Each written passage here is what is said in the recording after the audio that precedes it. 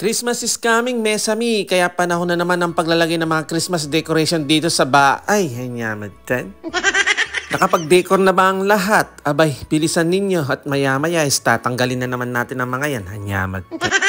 Kaya sa mga Mesami namin dyan na nakakalibre ng kuryente, abay, punuin nyo na ng Christmas light yung bahay nyo. Sayang naman, kaya sulitin nyo na.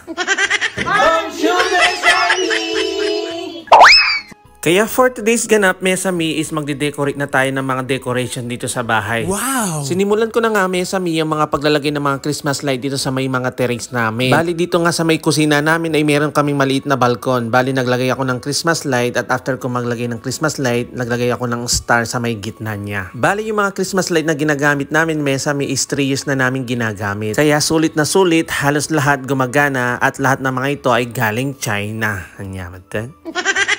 After ko maglagay ng Christmas light sa may balkon namin, dumiretso naman ako dito sa may terrace namin dito sa may sala. Dahil medyo mahaba-haba yung terrace namin dito sa may sala, bali ang ilalagay ko na Christmas light diyan is 6 na set. Kaya abak na po sa electric bills namin. Hanyamatan.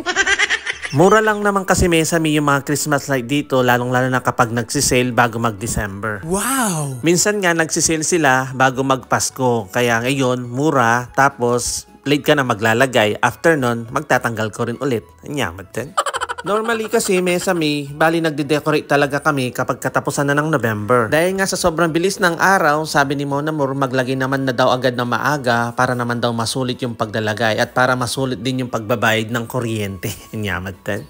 Bali biglang tumataas nga yung bill namin ng kuryente kapag buwan ng December at saka January. At dahil nga napaaga kami maglagay ng Christmas light, baka tumaas na rin yung November. Abak na po!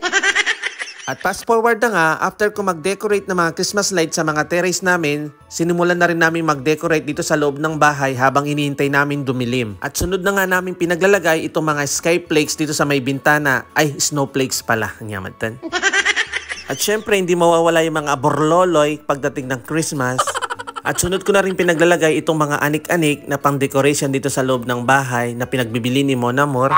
Mga Christmas socks daw yan, lalagyan daw ng pera ni Santa Claus. Nyamatan? Bali, hinintay muna namin magdilim Mesami bago namin iset up yung Christmas tree. At bago namin iset up yung Christmas tree, inayos ko muna yung paglagyan niya. Heto, nilagyan ko muna ng mga anik-anik sa taas. At dyan kasi lagi pumupesto yung mga photoman niya kapag nagpapapicture kami. At lalagyan din natin yan ng banner ng Merry Christmas. Yan din pala yung banner na ginamit namin last year. Dahil nga matibay-tibay yung nabili ko, ito muna yung nilagay namin ulit at magagamit namin ulit this year. O diba?